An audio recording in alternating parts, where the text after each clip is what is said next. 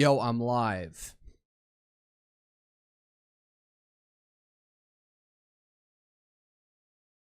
Streaming. Lumi's still streaming. She's playing Darktide with who? With Cleo.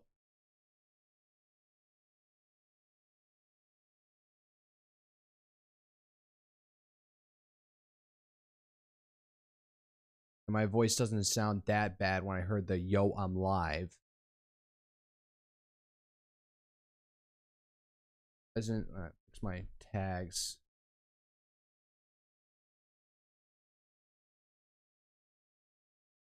Resident Evil. Resident Evil 4. Leon Kennedy. Not Elon Kennedy. Leon Kennedy. Hey, that's right. I was trying to make a short.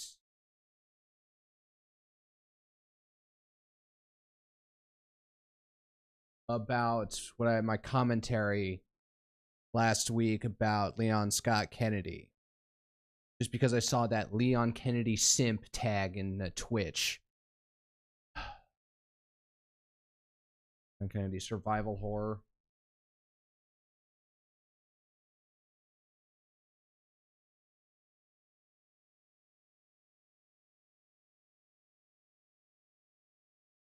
What is this? Action adventure? Yeah, let's leave it at that. So I'm actually going to do something weirder. I wanted to check something in the Total War Attila before I got to the usual current events news yapping. As I still have my body fat composition scan.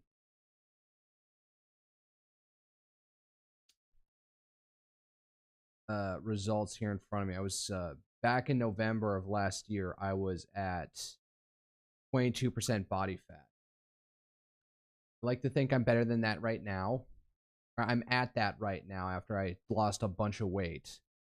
I was 193 pounds at 221 at 22.1% body fat. Now, if I'm at like 200 now, about 202 pounds right now, and I'm at 22% body fat now, that's probably a good sign I picked up a decent amount of muscle mass while I was bulking earlier in the year.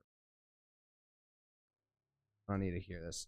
I wanted to check something. I'm not going to play this. Last Roman, Age of Charlemagne. Yeah. Kingdom of Asturias. The Avars.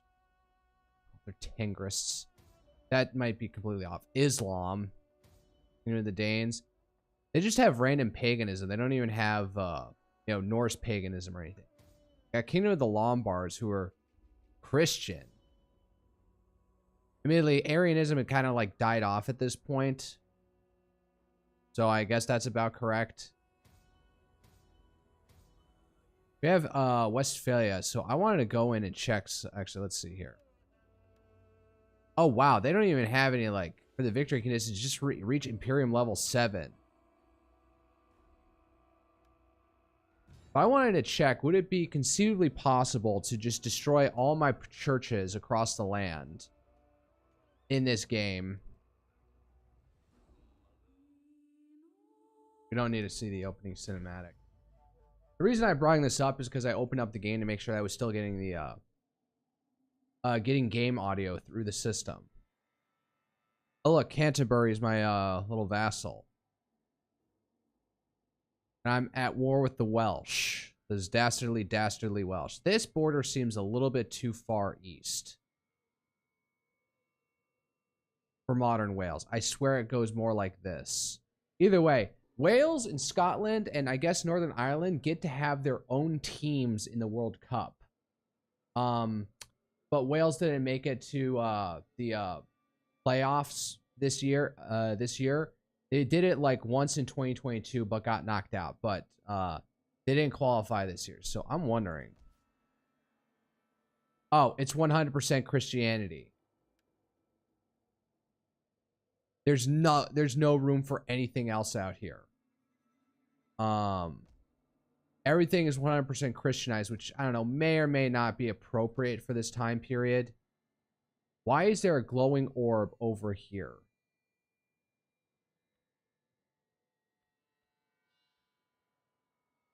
That's weird. Oh, we have London? I swear that wasn't true. It's not necessarily like London was actually a proper, I don't know if like London was even like a central city at this point. Well, it's not, it not even is, because, it's the minor settlement out of all this. Winchester is the major settlement out here. And I guess Winchester gets everything all the way out here as well. Wow, Wessex is only one province. York gets at least 3. We got the Scones. And wait, which faction is this? Kingdom of Altklut and Kingdom of the Picts. All right, I've never heard of these guys. They're supposed to be our ostensible allies or something.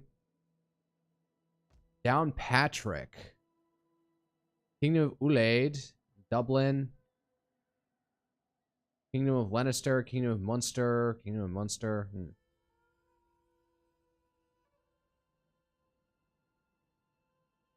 Back out. I just want to look at this.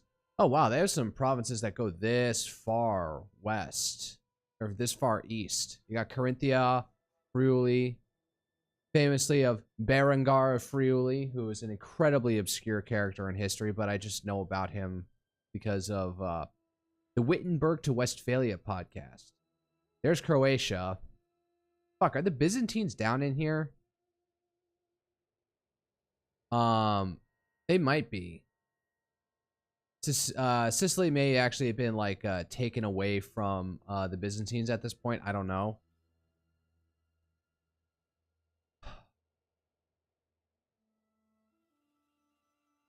Marcia at what the Marca Hispanica, the Hispanic Marsh, Navarre, Leon, Galicia, Marca Inferior, Marca Media, Toledo, Garb al-Andalus, and al-Andalus. Gascony, East Aquitaine, West Aquitaine, France, East Neustria. Oh, and here's the Carolingians. Angria. What do they even have here? They have cloth. Got lead. Interesting. I definitely appreciate that the Age of Charlemagne definitely got its own aesthetic instead of like being a little bit more dumbed down, and the buildings even have nice more drawings to them than anything else. I don't know, there's something low rent I see about in the art, but it's a nice devolvement from or barracks, council hall.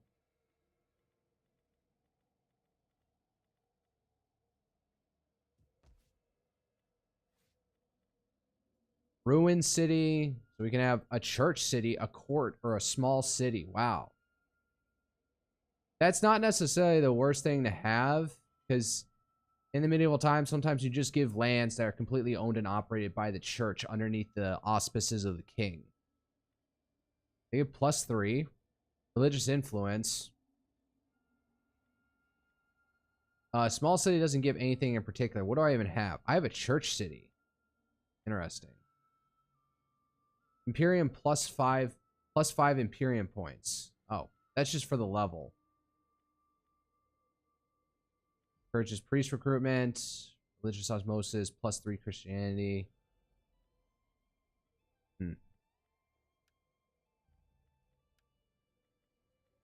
Church school, trader, treasury, council hall, food market, scriptorum, fist fighters, yeah, tavern, wine market. If there's one thing that's overlooked here is that there is no slave market. Because Charlemagne, he did a lot to oh wow, there's no differentiation in the fields. That's interesting. It's just manor farm. That's it. Wow. Interesting. Industry. Mill, mine, goldsmith.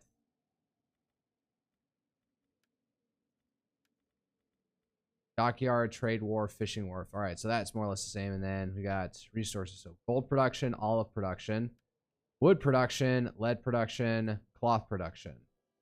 No other fancy stuff out there like silver and spices and silks. So, all right, I need to get out of this. Go to the Yap setup. It was something I don't know. I thought I'd start off with.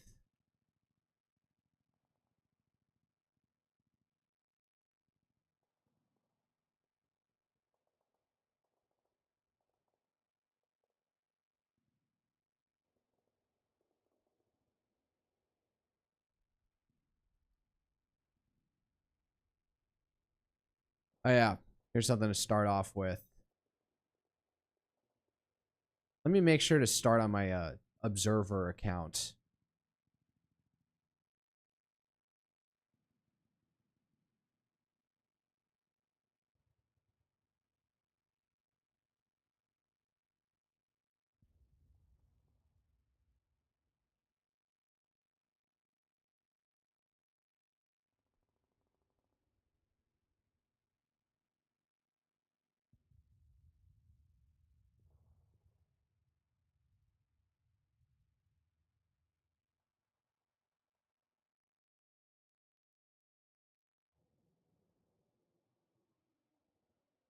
All right, this wasn't what I was gonna immediately talk about, but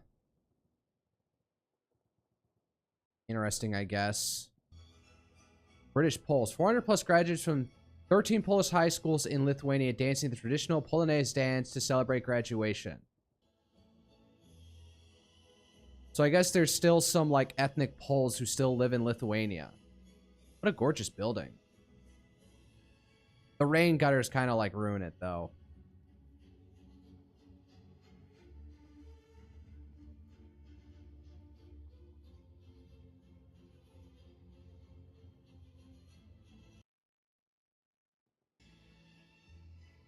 They're just walking in circles. Unless I skipped over any important parts.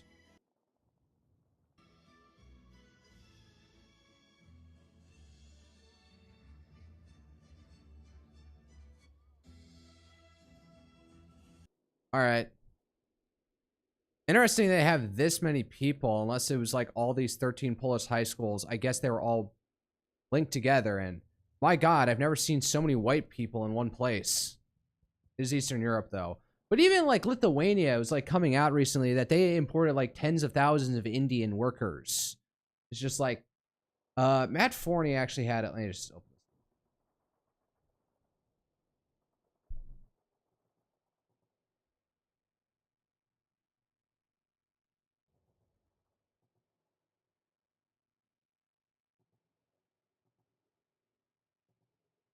All right, not going to dig into whatever the hell that was. He did a post where it seemed incredibly clear that in order to avoid like a massive deflation pressure, governments around the world just started importing Indians as much as they could.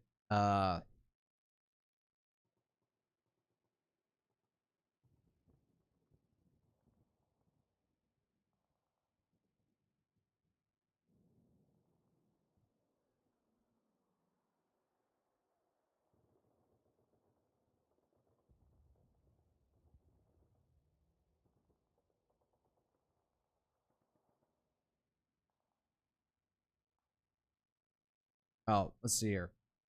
This is some geopolitical news to like immediately get into, touch on something before. Oil bulls have been so badly beaten in recent months that they're now afraid to pipe up. But we're back to a hot war and the Strait is de facto closed. There's no reason for oil prices to be anywhere where they are. They should be closer to $100 right now. Yeah, so we did see so things went down as we And I mean, even they were going down before we got the memorandum of understanding signed. Or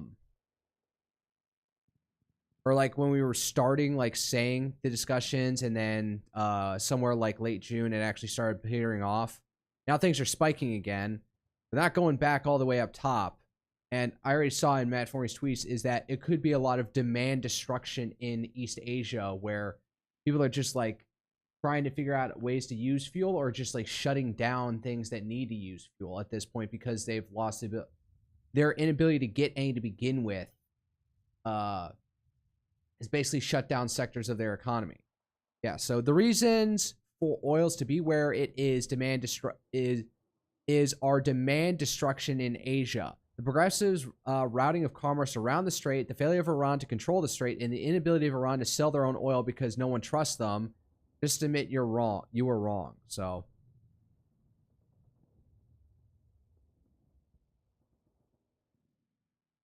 Oh, Trump, Iran called a while ago. They want to. Yeah, but is that the Iranian government or is that the IRGC?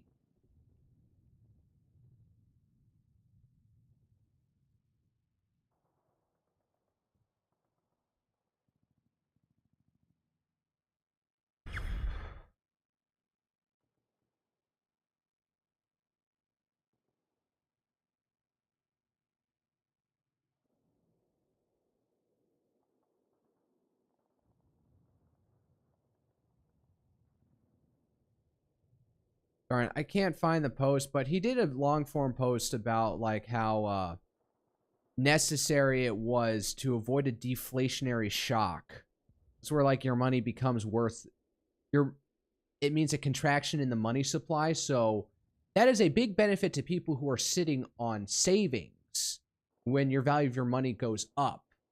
But it's a bad thing for like it really hurts everything else because you get a massive contraction of once everyone realized there's like not as much money out there as technically are on the books, which we operate under with anyways with fractional reserve banking. But when you realize when it's gotten that bad, a lot of the economy shuts down because they're realizing so much of it is fake and we're so over leveraged.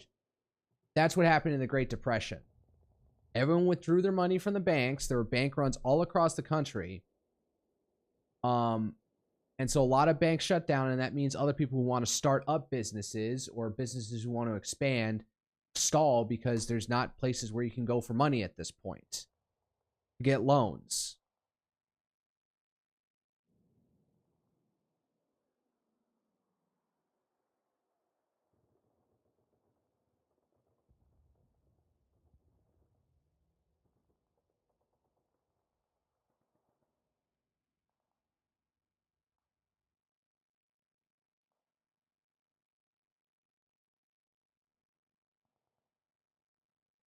Oh yeah, there's the whole thing about flock cameras and people are actively sabotaging them, which just hurts the local government because they have to pay to replace them. Flock doesn't have to pay money to re-put up the flock camera. The local government has to go to Flock to buy another replacement one. Apparently, there are concerns that like people it will misread plate numbers, and then the police will pull over somebody who they think was like they were in a hot pursuit or is a dangerous felon, and then some like would-be grandmother's like, "What's going on? Why are the cops want to kill me?" When the Goyim won't shut up. God, is that Bush is aged?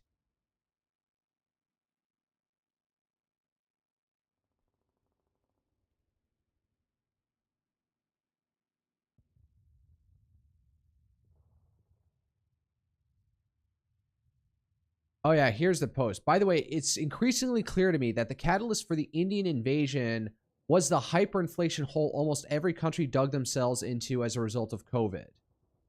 There's a conspiracy that the world economy was headed for a great recession-like downturn as early as August of 2019. That would have been before COVID dropped. All the COVID drama started in 2020. I don't know. The economy, I think, was sort of rip-roaring regardless, even back then. I'm not sure about this, but the response that world governments had to COVID, massive bailouts, money printing, reviving zero interest rate policies. So central government's giving out loans to banks at like 0.01% interest rates. After a slow uptick in interest rates, mirrored their response to the Great Recession. The lockdowns effectively halted economic activity, preventing the spread of financial contagion, while central banks scrambled to solve the problem, like pausing a video game so you can think about how to beat it. These actions created a massive inflation bomb that would hit the economy once the lockdowns ended.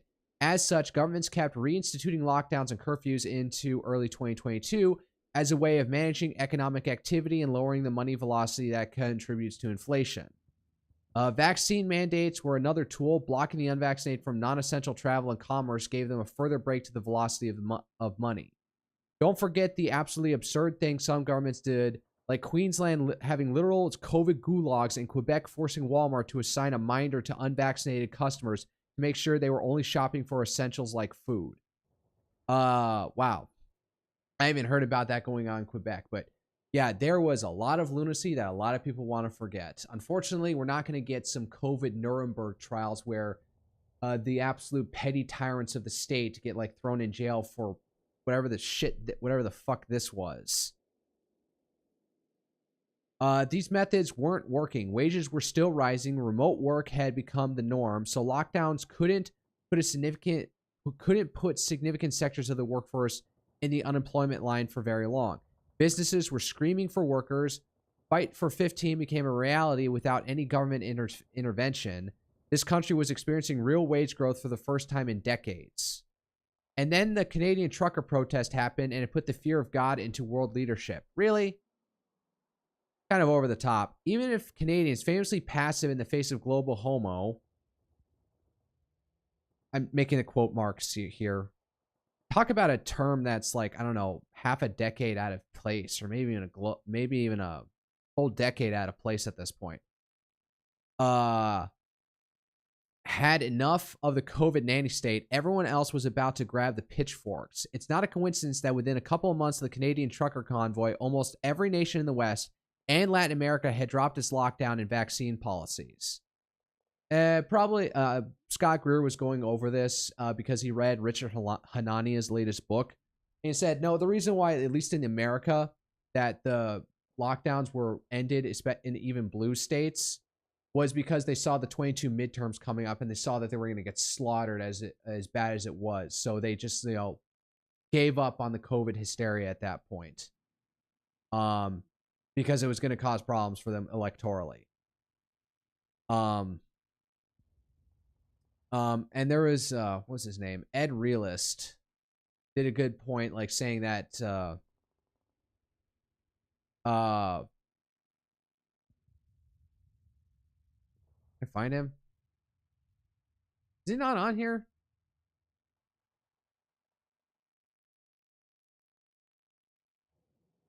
Man, what happened to him?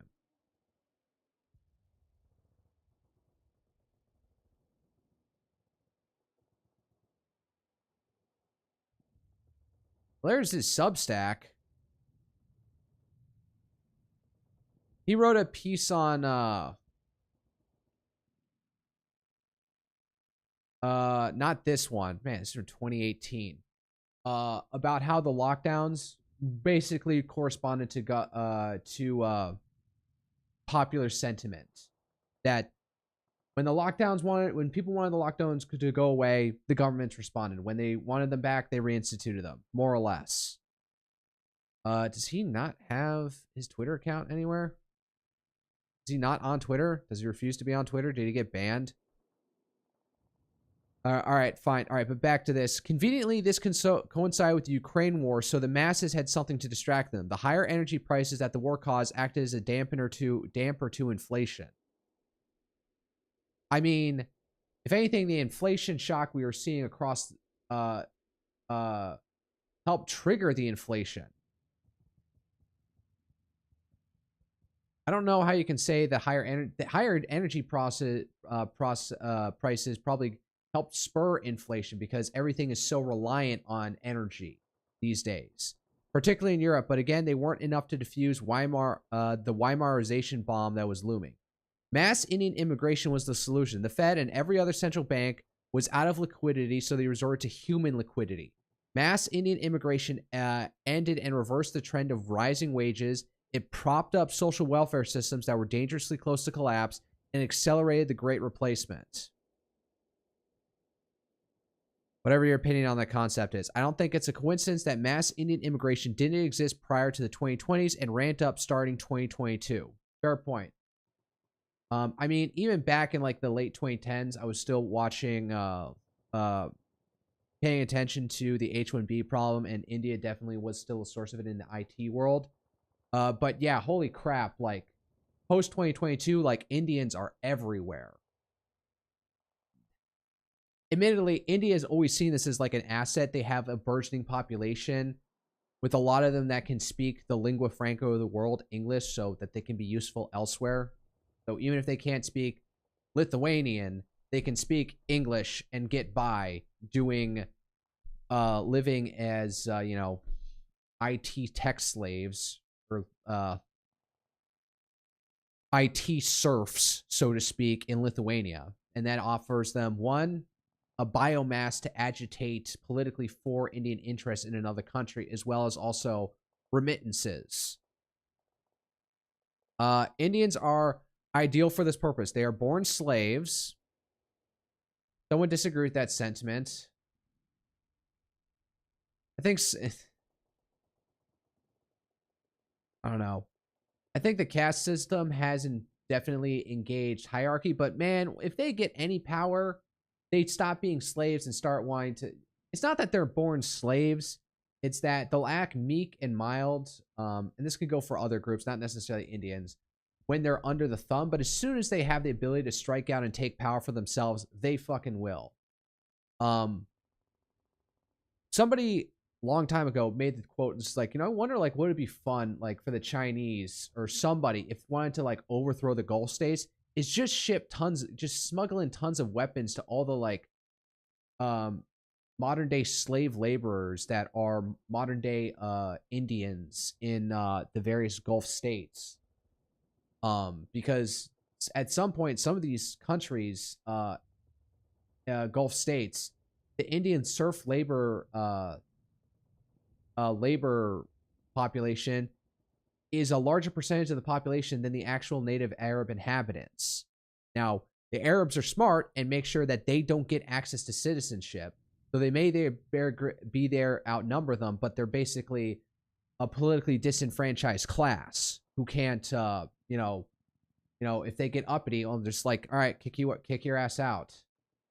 You have no political rights here. But if you had all that biomass, give them a bunch of guns, see what happens.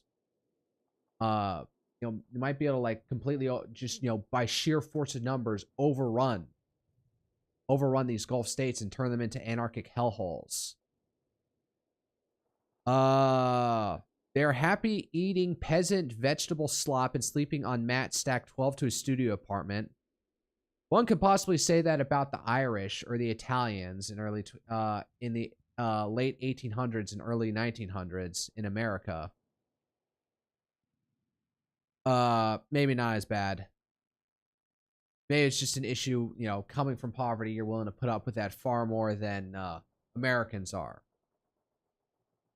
They don't complain when they're underpaid or abused until they have the power to, get revenge. They vote hard left and are more politically organized than other minorities. Even Guatemalan illegals expect to be treated with a baseline of human dignity. Indians eat shit, smile, and dream of the day when they get to make others eat shit. Let's take that phrase, that last line there, metaphorically speaking. And there's 1.5 billion of them. Latin America's total population is less than 700 million, spread across 20-some odd countries. Mass Latino immigration, both legal and illegal, requires a combination of local instability, cartel governance, lax border enforcement, and legal pill pull that is difficult to keep firing on all cylinders. And also, I think they're kind of demographically spent. Like, I don't think there's a Latin American country that has a TFR rate, total fertility rate, that is actually above. Now, sometimes you could say that's probably like a smart thing, is that we've had a massive, across the world, through the 1900s, the latter 1900s, post-World War II, we've had a massive expansion of the world population, but probably well beyond its means that would be sustainable. And the fact that we're probably seeing population contractions is probably a response to that, to a certain extent. Is that, you know, the upper ranks of like the employment and workforce are like a little bit overloaded, so young people aren't able to advance. So it's probably healthy to a certain extent, but it's probably going to be ugly at the end when, you know, people's supposed welfare systems, you know, I don't know how strong welfare systems are across Latin America. It's probably going to be a painful transition, but it's not like they can just whip their people into making more kids. So the point is, young Latino workers are workers to import to the United States, at least, is probably spent at this point. You know, the Central American caravans that were happening in the mid 2010s up to like 2018, 2019, that Donald Trump was, you know, back when he was not as firmly in control of his government, of the U.S. government, was like trying to deal with, but, you know, ultimately we're still letting most of these people in. That's probably one last gasp. Even back then, there were reports coming out of Central American states that all their TFR rates had dropped below 2.1. So, if anything, the declining fertility probably is an indicator that those economies were already stagnant enough as is, and younger worker, you know, they're probably overpopulated to a point that they have too much of a surplus population, thus inducing the caravans in a certain extent. And yeah, there probably are like tons of NGOs with leftist or other leftist humanitarian ideals that helped facilitate this, because the NGO patrimonial slush fund system was still running strong then across the world. Helped aid that, but probably like they had probably the TFR rates sinking so low is probably a sign that there was an overpopulation in these areas, and so some of them tried to head north to America. But then as things dragged on, like the people coming across the border later under the Biden administration, they were coming from like the most far-flung parts of the world possible. Like like Mauritania, this like absolutely obscure country that most people probably don't even recognize don't even remember as even conceive of or ever having heard of. People were showing up. We were needing French translators for all these like West African immigrants were showing up. Like, where are you coming from?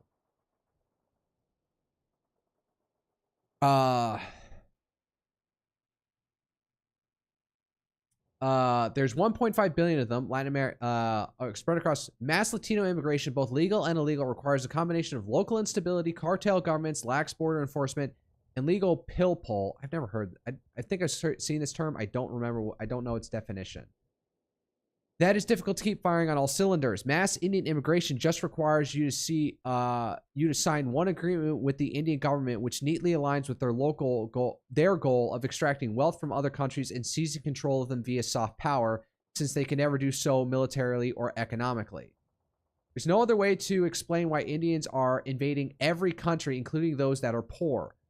We had the Boris wave, the Biden wave, the Trudeau wave, the ScoMo wave, now the Albo wave.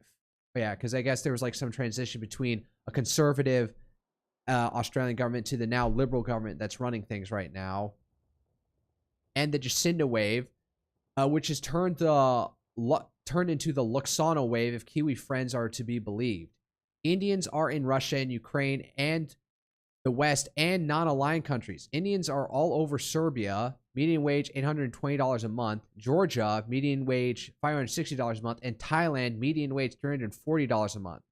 These countries do not need cheap labor because they already have it. What they do need is human liquidity because they all let money printer go burr during COVID. I don't know what he means by human liquidity. But I get it. Somehow he's saying that mass importing people helps keep inflation down. I hate to say it, but inflation may be why Trump is moving more slowly on mass Indian deportations than we'd like. I originally thought lockdowns would be maintained as an inflation control measure, albeit rebranded as climate lockdowns. The Canadian trucker convoy ended that as a viable method. Diffusing the Indian invasion is vital, but there are likely fears that doing it so fast will collapse the economy. As cheap, scammy, and dishonest as Indians are, their presence as consumers and scabs acts as an inflation reduction mechanism. as inflation reduction mechanisms, plural. Please excuse me. This is as black-pilled as I am about myself to get today. DEI deport every Indian. Oh. Operation Chimp Out. Even Israel is taking 50,000 additional Indian workers under new agreement with Modi. If my numbers are right, that's nearly 1% of Israel's existing population. Good God. Yeah, well, Israel will make sure that they don't have, like, a pathway to citizenship or, be, give them the smackdown if they even try and agitate for any sort of, politically in any way. So the Israelis will be smart about that.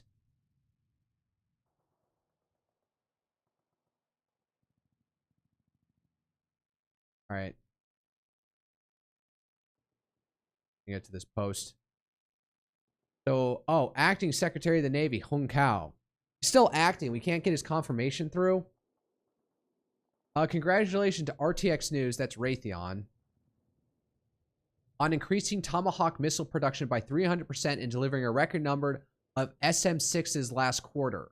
This is what it means to deliver for our warfighters, giving them what they need to win and fight, and come home safely. Semper Fi Huya. Yeah, 300% from what? 30 a year to 100% with 60%, so it'd be just times 3. So that'd be what 90 missiles? What was their baseline? But yeah, I guess, if we throw enough fucking money at the problem. Oh, somebody asked in the question here.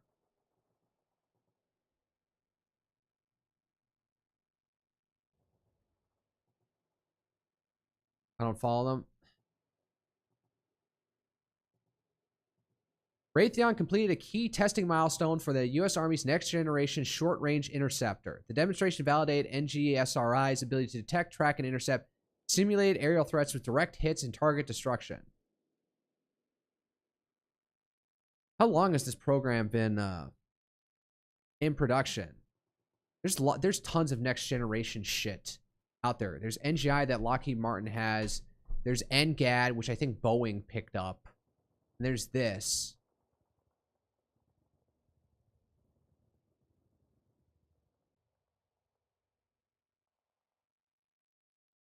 Let me go to Wikipedia.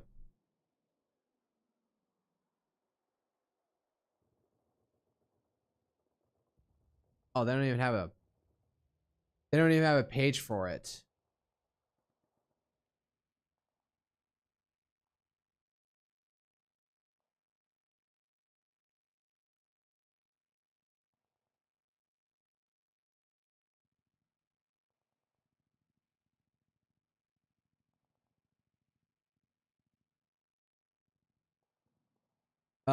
So it started in 2023. So that's 1 year in, more or less 1 year into the Ukraine war. So maybe this is a response to what we were seeing in Ukraine.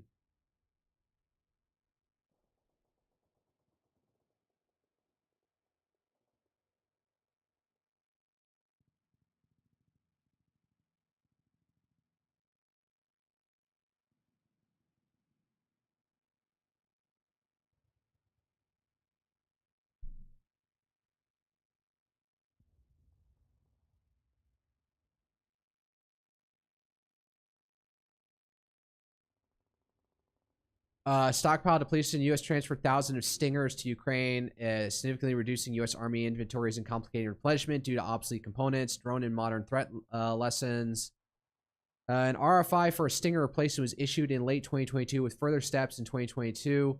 A complete competitor selection and development ramped up in 2023, coinciding with the war's progression as part of efforts to field a more capable, producible system faster.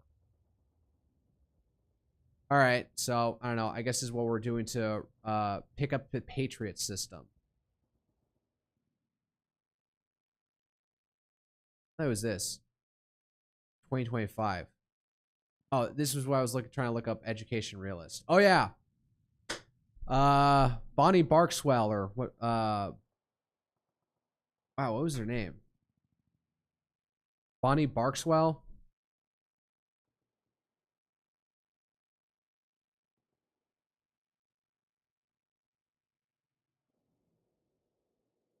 Yeah, Barkswell. Now she doesn't have to, make a smaller bikini for her avatar. She's just like getting out of control. And also, the poor fucking Essie is getting so much hate online right now that she actually is like well, one, she's going on vacation. Hopefully I think Mufa-chan will retire World Cup posting for the rest of the cup as people do not know how to be kind. Oh yeah, so people are just constantly getting angry at her. So like people are blowing up her Discord and her whatchamacallit. I guess Gmail. Vile sheep bitch, fuck you. This is you. I know exactly what you are. Goddamn. Yeah, you know, as things were getting to higher and higher attentions, more and more people were getting more and more invested. Also, probably tons and tons of fucking gambling money going in on this. So now it's Spain versus Argentina at this point to see what happens. So let's see if the colony will eventually outshine the metropole. It's going to be France versus England for third place. Are they going to have that match?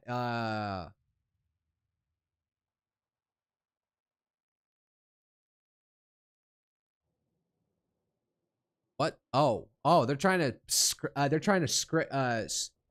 slam the SAVE Act into the NDAA, the National Defense Authorization Act.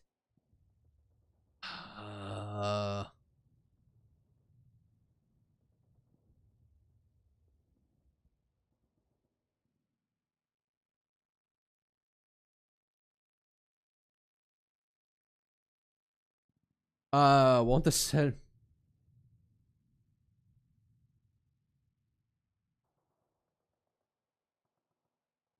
Wow, I can... Won't...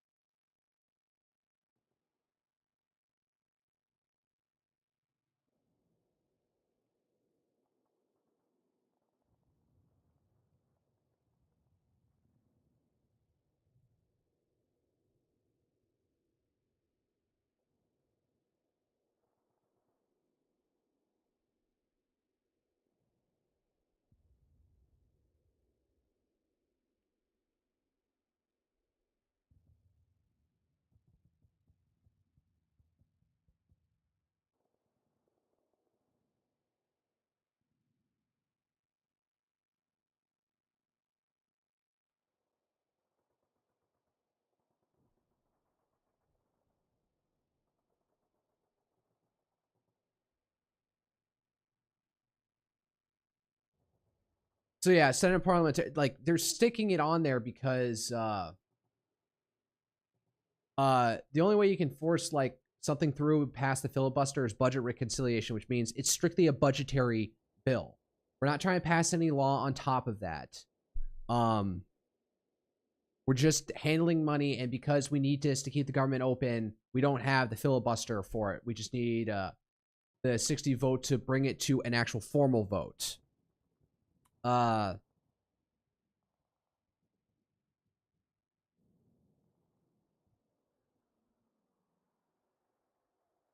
that's a significant hurdle. The Senate parliamentarian has already ruled that the core provisions of the Save America Act, proof of citizenship for voter registration and photo ID requirements, do not qualify for budget reconciliation under the Byrd Rule. As they lack direct budgetary impact, their fiscal effects are considered merely incidental to the main policy goal of election integrity. The Byrd Rule prohibits extraneous provisions in reconciliation bills which can pass with a simple majority. Election administration changes like these are viewed as non-budgetary policy, similar to past rulings on immigration or other regulatory shifts. A senator could raise a point of order, and if sustained, the offending language would be stripped. Republicans have explored workarounds such as attaching funding grants or incentives, i.e. state implementation aid, to encourage compliance, hoping to create a sufficientary budgetary hook. Bundling via must-pass bills like the appropriations or NDAA, as the House is doing, which avoids the reconciliation, but still requires overcoming the Senate filibuster. Okay, so tagging it to the NDAA means that doesn't mean that it gets past budget reconciliation. So they don't need a 60-volt threshold. So I don't know. We'll see what happens here. That's a gambit that works. I heard other people complaining that because this current new NDA encourages further integration with Israel, which I'm not a fan of, but fuck it. We can strip that later.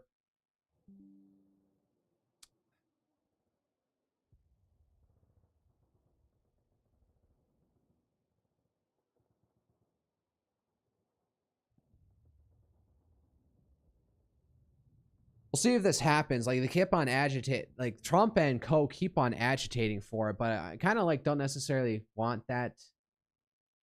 I don't necessarily want super federal control over their immigrations, even if it's my thing, because it could like set the like we've had this since the Voting Rights Act, and even like with the 15th Amendment, to have this level of heavy-handed federal intervention into states' handling of elections to ensure election integrity. But I'm a little bit queasy about setting this precedent because it could easily go the other way, that once the Democrats are in power, they'll like saying, oh, you're requiring photo ID? This is election discrimination. So we're going to like, invalidate your elections across Texas if you don't allow people to just show up and say a name, or even freely look through a book to find a name that hasn't been signed off yet and say you're that person.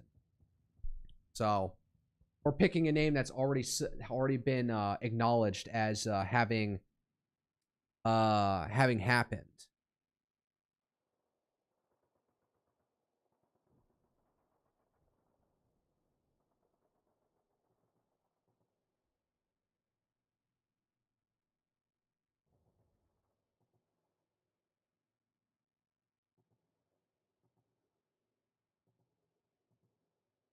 All right, let me just catch up on like some latest news. Let's go Defender have to think news happen, because we're like, Donald Trump also sent in a formal notification to Congress of the resumption of hostilities with Iran, military action against Iran. So let me scroll back a bit. Purported video showing a Patriot air defense missile launching from a U.S. base near Erbil, Iraq, amid reports over the past few hours of an attack targeting Erbil International Airport. The footage has not been independently verified, but follows a series of escalated Iranian proxy attacks against U.S. forces and partner nations across the Gulf region. Additional details in the incident are still emerging. That Patriot missile was flying very parallel to the freaking ground. I don't know if it's just the camera angle, but it looked like it was like, going more like 90 degrees. Yeah, that thing's barely climbing.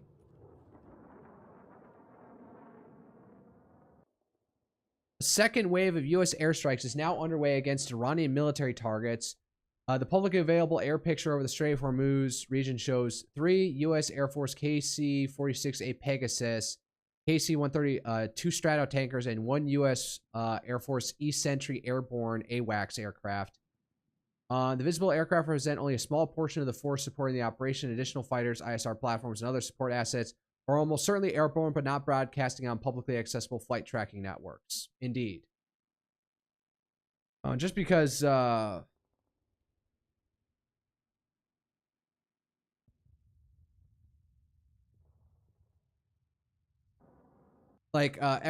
identify friend or foe is like very critical thing to have nowadays in aviation, because you gotta, like, if you're flying up there, you need to make it clear that to somebody that what you are. And if you're not, but militaries can have their own internal IFF. But my immediate response to that is like, even if you have like your secret IFF that's transmitting in code that only your aircraft can understand, if I see something flying up there that's transmitting and emitting a signal that does not that I can't crack, that I can't read, that it just immediately gives me away that you're probably an enemy aircraft. So there's probably points where like military aircraft immediately turn off IFF, even their secret military IFF. Maybe I'm wrong, but like I imagine like if you're transmitting like your U.S. military IFF, like while you're flying over Iran, Iranian air defense can look up at that and say, this guy's like, there's something flying above us that is blatantly transmitting a signal. We have no idea what this signal is. Like, the data being sent is like encoded in a way that we cannot decipher. That's probably a sign it's a military aircraft, so fire at whatever the hell it is if we can get a target lock. All right, Wall Street Journal citing U.S. officials report that President Trump is increasingly leading towards expanding U.S. military operations against Iran, though no final decision has been made. According to the report, options discussed in recent Situation Room meetings include broadening airstrikes, targeting Iran's underground Pickaxe Mountain nuclear facility, striking additional energy infrastructure, and potentially seizing Karg Island or other strategic islands in and around the Strait of Hormuz. If we seize one of the islands, we're just going to have our guys obliterated, like hammered with missile after missile after missile attack. We can take the island, and goddamn, that is on the wrong end of the Strait of Hormuz. Yes, we could possibly like just run an operation going from Kuwait, but that's still over water, and that's still over that's still logistical hassle to supply and support guys on the island. The reason why you want to invade the island is to take control of the port and, I don't know, start seizing the oil for yourself and funneling it out whoever you can. And then once peace goes back into effect, you can let that oil start flowing again. If you destroy the island, it may be a decade before you can get Karg Island up and running again. So that's why you might want to take it instead of destroy it, because if you destroy it, that's going to be a massive shock to the oil supply that you're not going to be able to fix short term. The journal reports the discussions follow Iran's renewed attacks on commercial shipping and the collapse of an interim ceasefire, after which the U.S. reimposed its naval blockade of Iranian ports and resumed military strikes. Officials told the journal that Trump continues to say he prefers a diplomatic resolution, but is seeking options that would increase pressure on Tehran to end attacks on shipping and return to negotiations. God, I'm hearing my own voice, and I'm hearing the nasality of my voice, and I hate it. Vice President J.D. Vance also reiterated that the military campaign is intended to bring Iran back to the negotiating table, saying, we're not just going to bomb. We're going to try and use our military to force one of the many tools we have to solve the problem. All right. Thank you for giving the Wall Street Journal summation, because I'm not paying for it.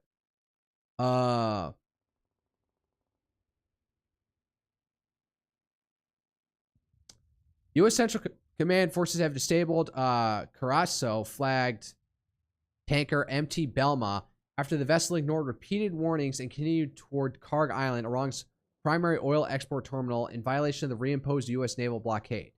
According to CENTCOM, a U.S. aircraft carrier rendered the vessel inoperable by firing an AGM-14 Hellfire missile into its smokestack, preventing it from reaching Iran. The incident marks the first commercial vessel struck near Karg Island. The vessel disabled since the second U.S. blockade took effect on July 14th. My question is, where do they shoot them? Outside the strait? Inside the strait? Inside the Persian Gulf? Like, if you're going into crossing the strait, like, Karg Island's at the other end, so how are you going to know that they're going in there other than they're blatantly declaring it? And if this tanker is going in there blatantly saying their destination is Karg Islands, like, you're fucking retarded. Like, yes, we're going into Karg Island, but the U.S. is imposing a blockade. Whatever, we're gonna run it. You don't even want to take the precaution of falsifying where you're going, so that the U.S. military doesn't initially suspect you.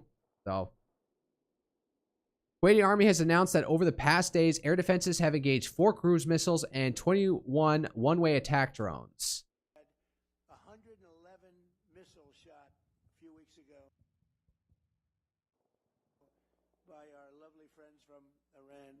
They were aimed at the Abraham Lincoln, which is a beautiful aircraft carrier, by the way. Are you hearing that? I got this blowing, but it's Abraham Lincoln, 111.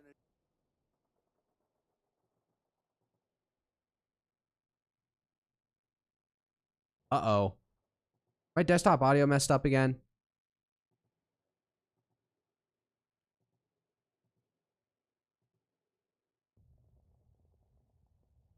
Rip is streaming.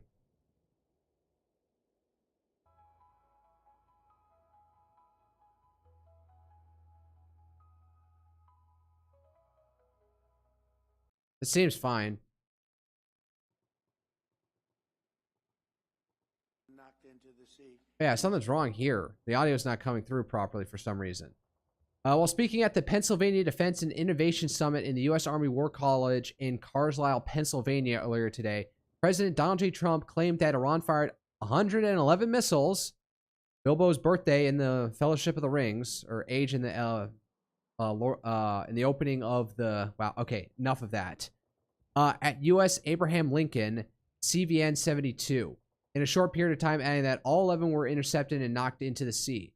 Beyond stating the incident occurred a few weeks ago, the president did not specify when the attack took place, how long the engagement lasted, or provide additional operation details. As a result, it remains unclear whether he was describing a single massive missile salvo or multiple launches over a long period. Interesting. All right, yeah, and despite all of this, we've had an American citizen who's been held since December 2024, before we even started this conflict, before he even was inaugurated for his second term, has now been released.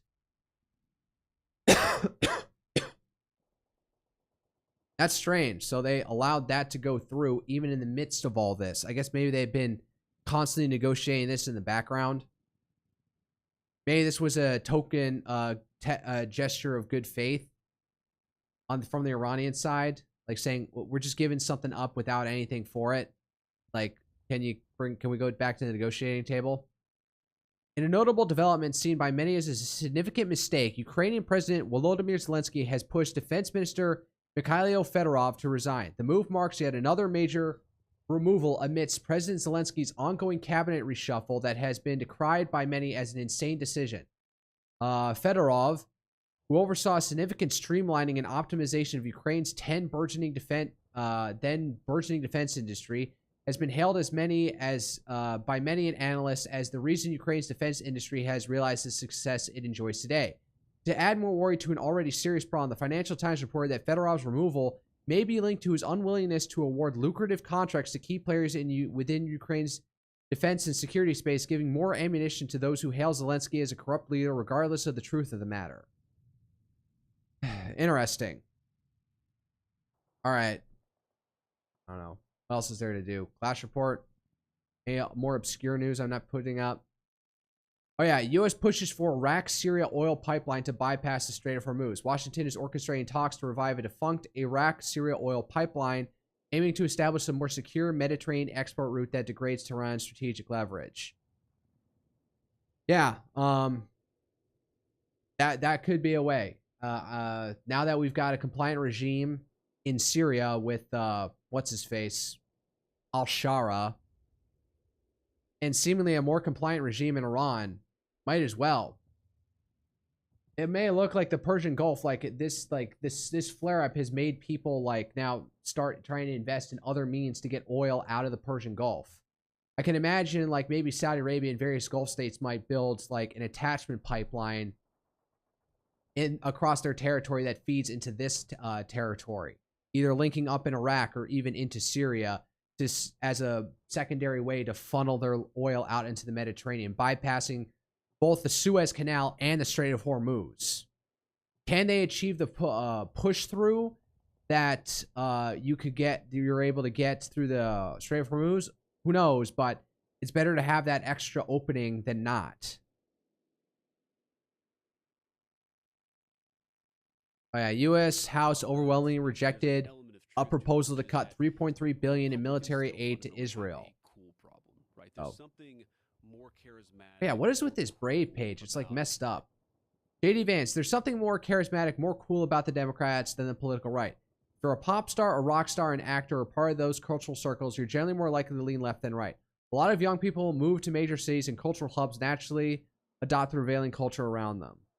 I guess I can't disagree with that. I'm too hard-headed to do that. I'm fervent in my beliefs, and you can't peer pressure me into that stuff. I said that I'm going to look into the UFO thing. What? He's back on the Joe Rogan Experience. All right. He also kicked him. If people want to say we mishandled the Epstein release, guilty, we mishandled it. You want to elaborate on that? Whatever. I don't care about the Epstein hysteria anymore. How is it the United States' interest to have 94 million desperate people flooding into Europe, flooding into the United States to have, some sort of the terrorist infrastructure that can get established when you fan terrorists all over the world? We've run this experiment. What is he talking about in relation to like Iran, an Iranian refugee crisis? Look at public opinion. Look at JD Vance exposes Israel. Israel is losing public opinion battle in the United States of America. It's a simple and obvious fact. Donald Trump has said that publicly. It's a simple and obvious fact. All right, what are you going to do about it, though? Opinion battle in the United States.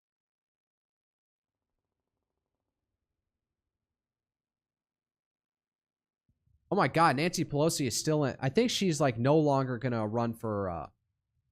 Yeah, age has withered her, but I don't think she's standing for re-election at this point. She even stepped down from being like House Majority Leader, leader of the Democrats in the House, and gave way to Hakeem Jeffries. After they lost in 2022, so announced that she will vote yes on amendment to cut $3.3 billion in U.S. military aid to Israel. Historic break from one of the Congress's most reliable Israel supporters. While the amendment is ill-conceived, I vote yes for the message that it sends. She cited that the need for U.S. policy to change, calling on Netanyahu and government to end the perpetual cycle of war. The amendment is expected to fail, but it forces every member on the record. All right. Wow. So even like some old, stodgy, probably like, I don't want to say like fervently Zionist, but generally not anti-Zionist people who usually just go along with anything pro-Israel in Congress is coming out against it. Then again, she's going out the door. So maybe her tenure in Congress is over as far as she is concerned. So might as well just go all out.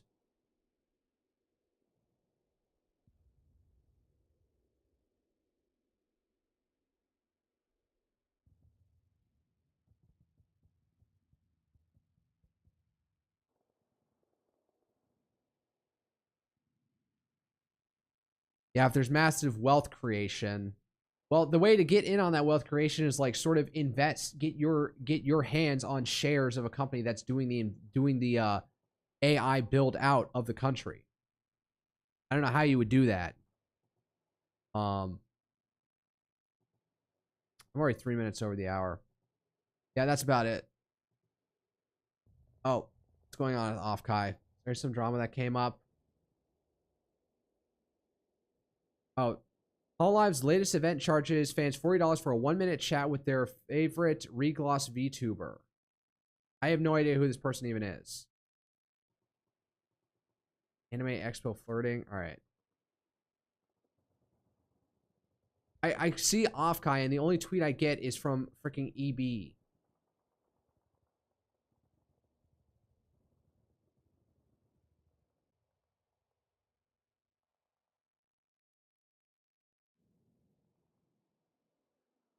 Oh my God. Get that off my screen.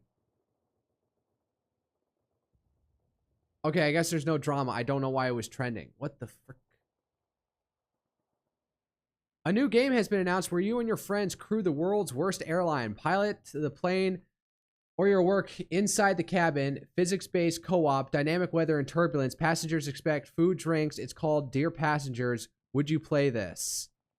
God, I gotta send this to myself and then send it to my freaking dad, because send to dad.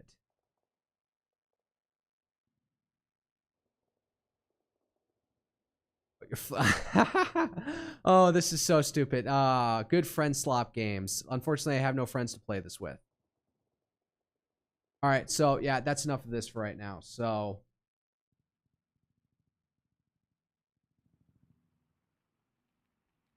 I can't even hear the video in the background. I can hear it there now. I bumped the audio on it like crazy right now. All right. Regardless.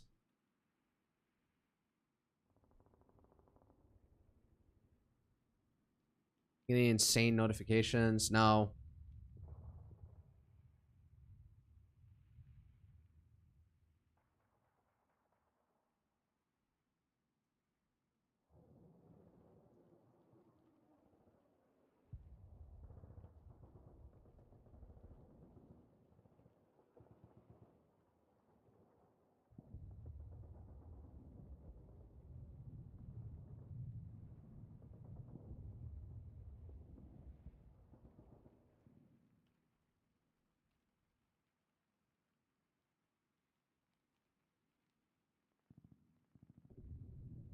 All right, go to the tweet stream. All right, my script. Go away, God. God damn it.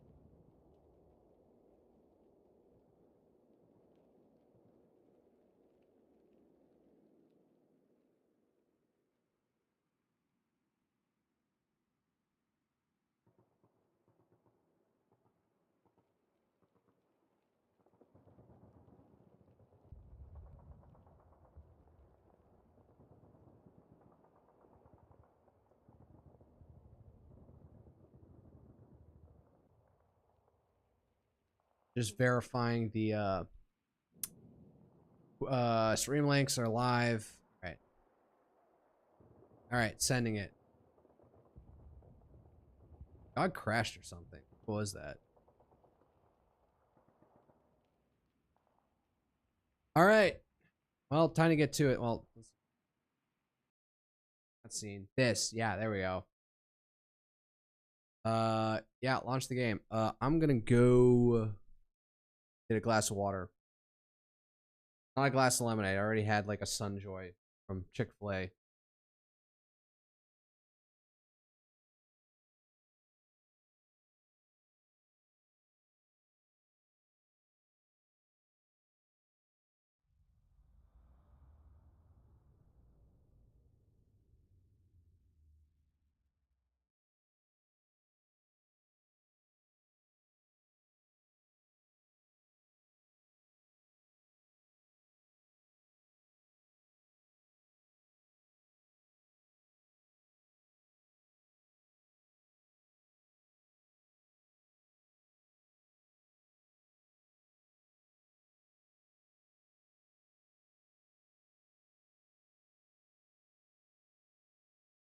I had to refine my coaster.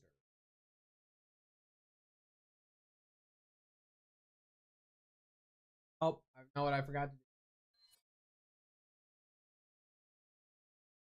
Category in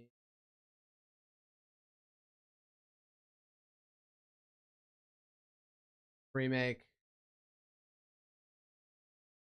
There's two options. Platforms PC and Microsoft Windows. There's Resident Evil 2004. Resident Evil 4 VR. I'll go with the one that actually has more. But it's for the Nintendo GameCube.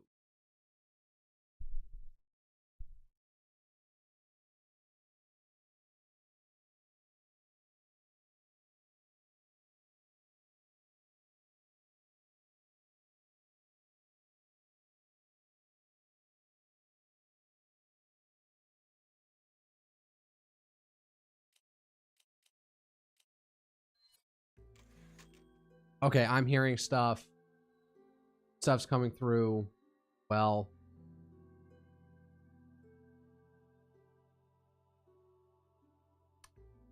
testing. 1, 2, 3. Testing.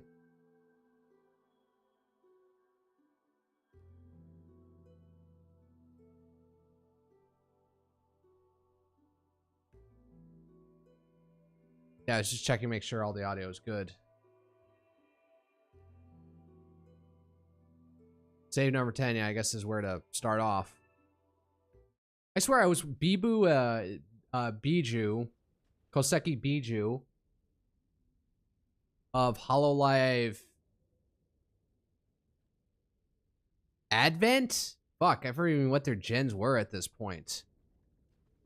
Whatever. Stone Girl. Super short. Super cute. But in no way not somebody to be bossed around. I swear she was playing this, and she was collecting fish for some freaking reason. Alright.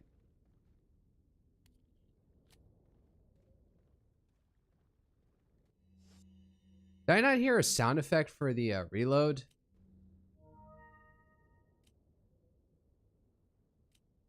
Full screen, anti-aliasing, motion blur, shadow quality high, color filter.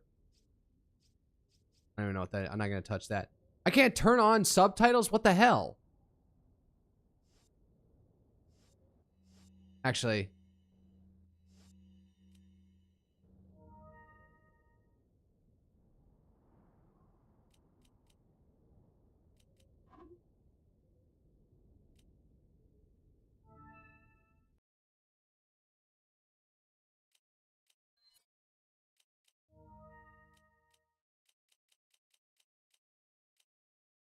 I can't turn on subtitles. What the hell?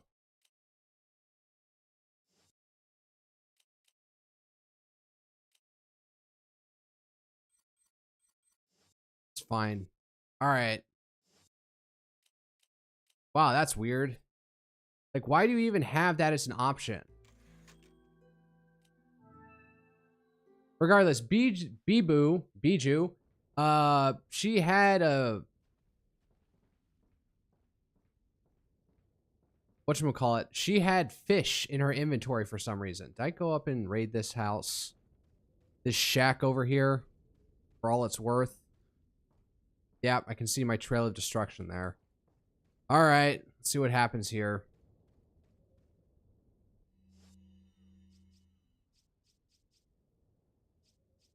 I got 16 shotgun shells, so if there's something to blow it on, this will be it. A golden chicken, first aid spray, incendiary grenade. That may not be the most worthy thing to use it on because, you know, water counteracts fire.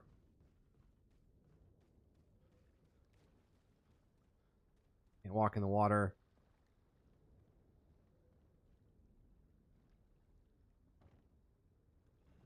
Am I missing sound effects? Oh, there's got to be sound effects that are missing from this.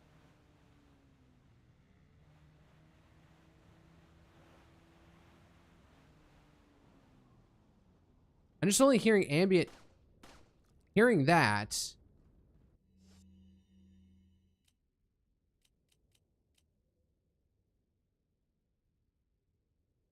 But I'm not hearing the boat. That wasn't given a sound effect? Is that just how low quality the game was?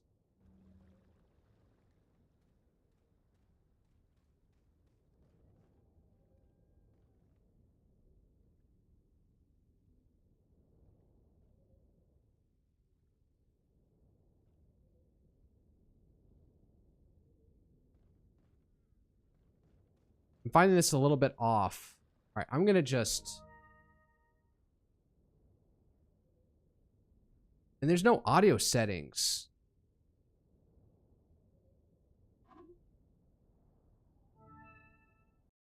It's like super subdued. What the hell?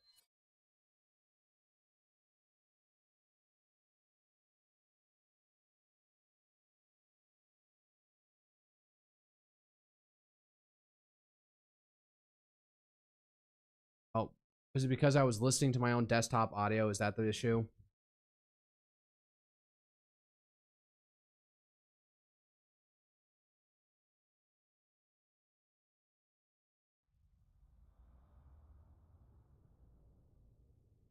I guess that was the issue.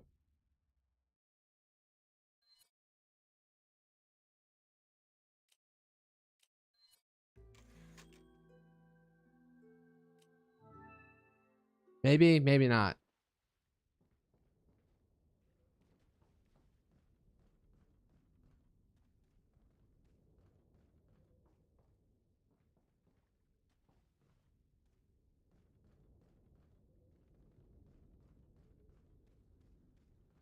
I'm hearing water sound effects.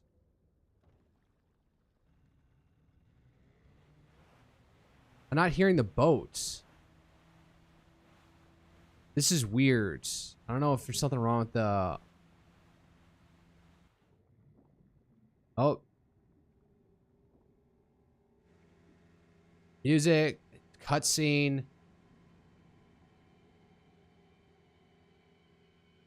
Looks like a giant oversized alligator or salamander. Alright, that's just weird that the boat has absolutely no sound effect. Oh, it got caught. That does not look like an anchor. That looks like a hook. Maybe that is the point of it. Alright, now I'm hearing the boat make noise.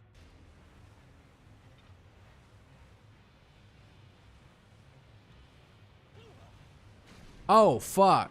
Oh, is that insta-kill on me?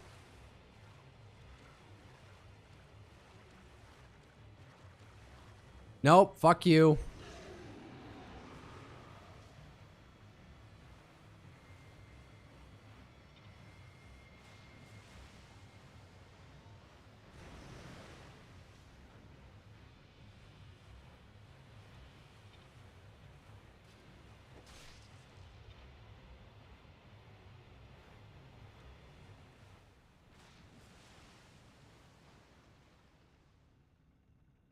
This is weirding me out, the weird lack of sound effects out here.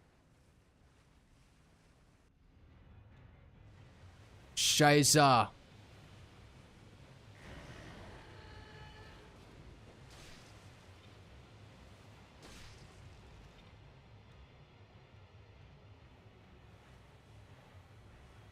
Like, this is really throwing me off. I swear something's wrong with the game. Also, this is kind of anticlimactic. Like, I swear this thing is supposed to be, like, roaring at me or something. And boy, does Leon have all the... God damn it. God damn it, Leon. Oh, he has some health, though. Is that the health of the boat, or...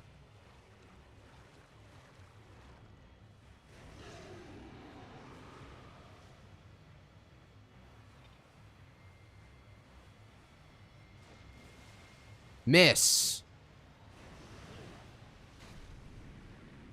Oh, I am really low on health. Oh, I guess the lower my health, the further away from the boat I am, and the more chance it has to kill me.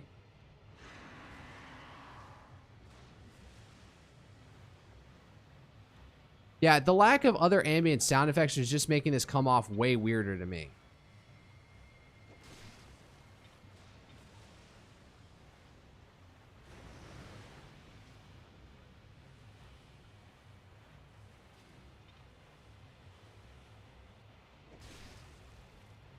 Yeah, keep on needling its tail.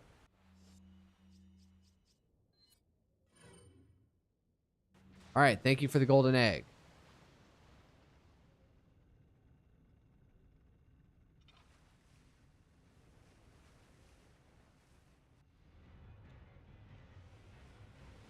Oh my god, how far away was it? Don't tell me that killed it.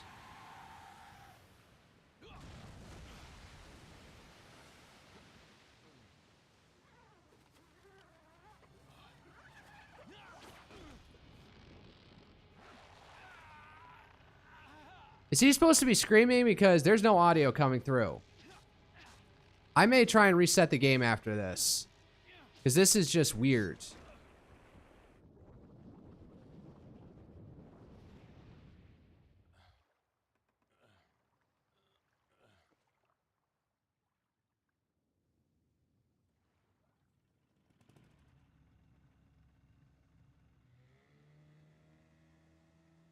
And no sound effect for the boat. This is very off-putting.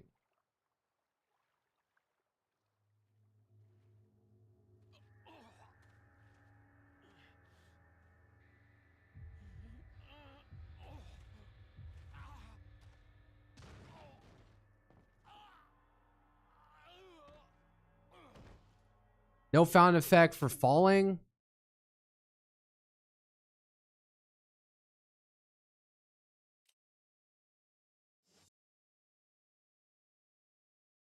I kind of want, if I don't have any progress, kind of don't want it. I kind of want to redo that fight because that really wasn't that terrible. And still, no sound effects for him. I'm going to restart the game because this is just like, something's up. Unless like the lack of like noise is meant to be a side effect of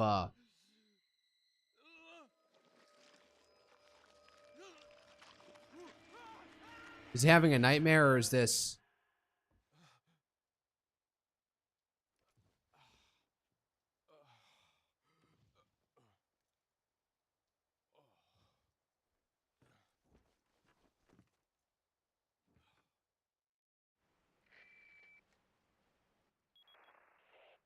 Oh, you guys are hearing stuff on your end. I'm not for some reason. Don't you mean lonely? Okay, I need to figure out why like half the audio is not coming through. For me on my headphones. Can't say. But I'm all right now. I'm gonna continue my mission.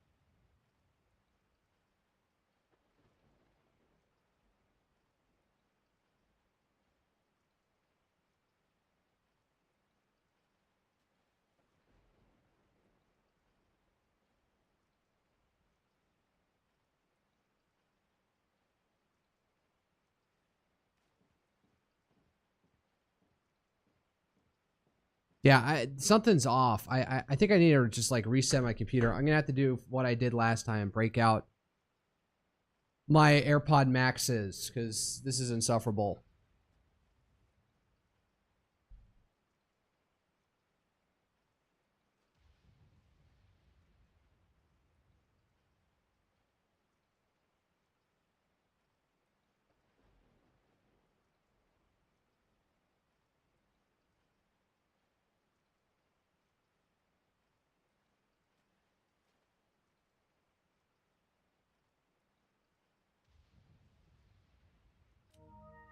Yeah. Turn to main menu.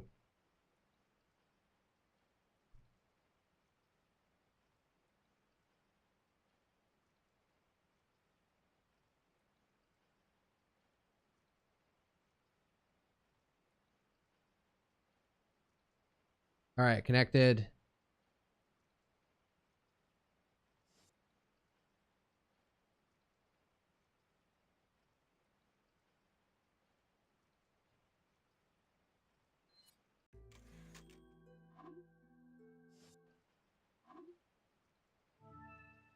All right, well, I need to select the right.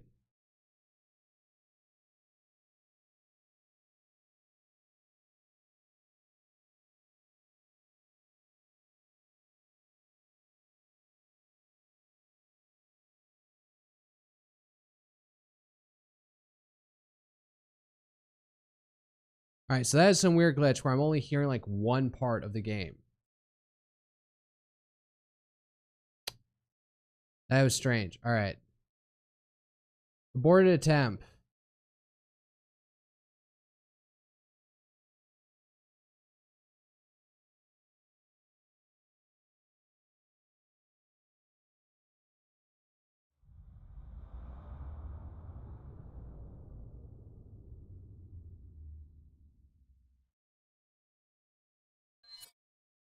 All right, now I'm seeing more granular thing. All right. I swear I just need to like reset my computer after this. I got to remember to do that after this cuz I don't know what else that would do this. Why my headphones are so messed up.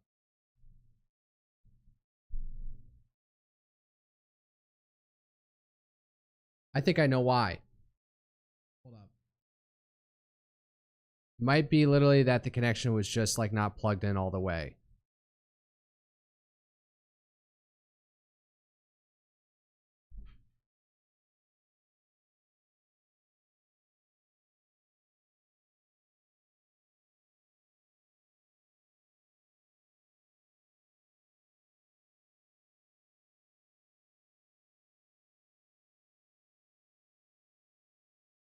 Wait. Still not hearing anything. Is that it?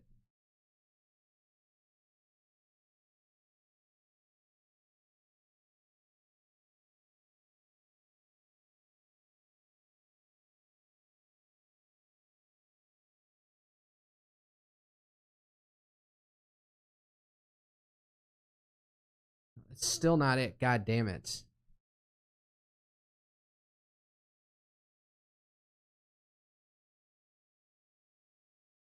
All right, fine. Back to my headphones.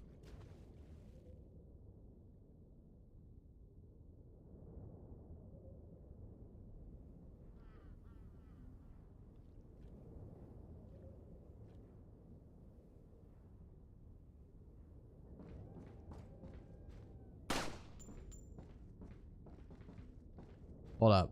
I'm only hearing that in one ear for some reason.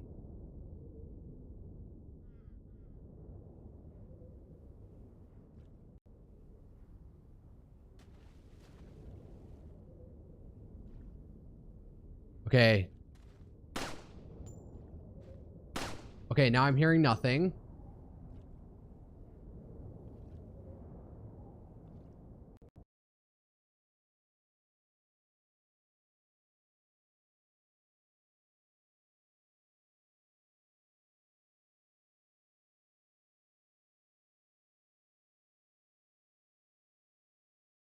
My iPad is fighting with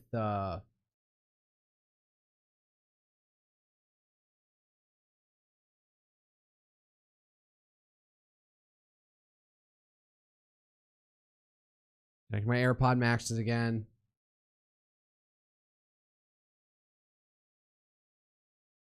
Okay, you're still here. Oh, you don't want to hear through my mic aux. Huh? Go back to YouTube. But God, talk about, amateur hour over here.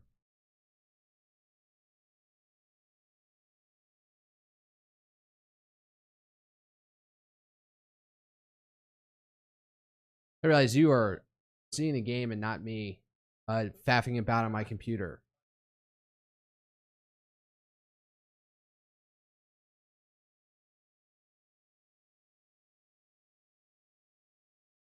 I can't hear anything.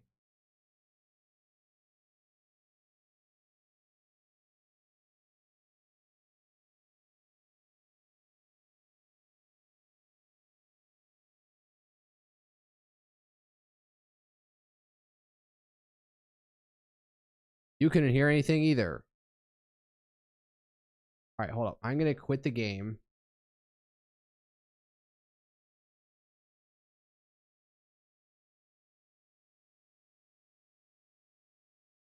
I'm just having insane audio issues right now.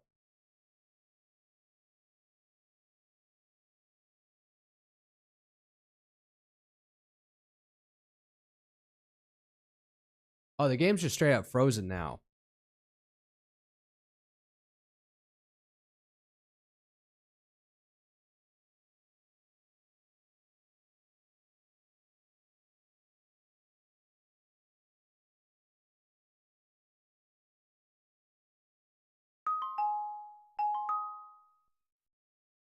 All right, restarting Resident Evil 4.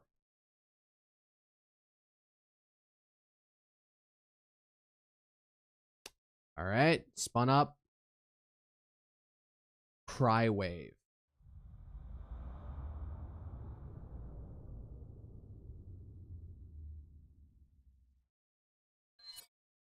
Okay, I had the sound effect from actually selecting the game.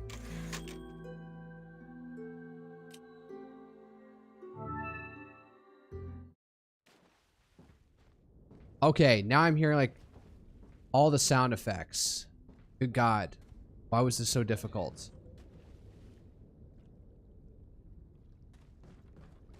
All right, hearing the footsteps. So this actually works now. All right.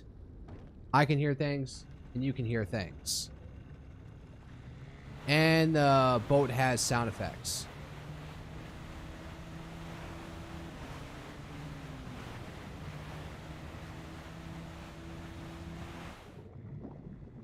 All right, here comes Lago.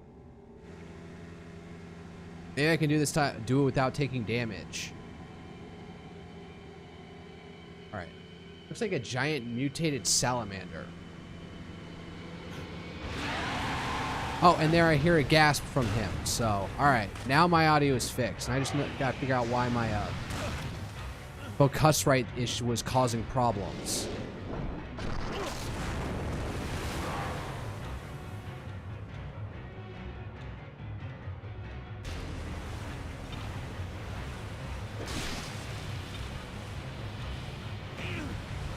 Was I supposed to be able to dodge that in any way?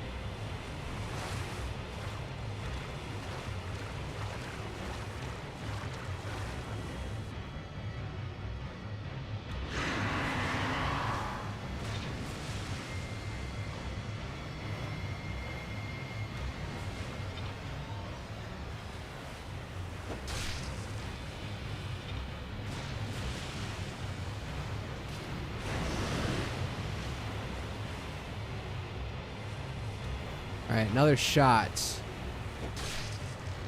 Honestly, this sequence, like, in light of things, isn't that scary or intense, in all honesty.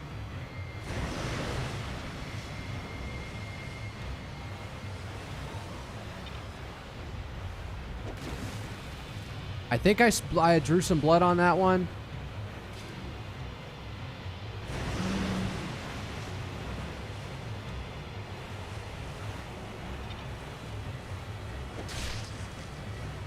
I get a second shot. Yeah.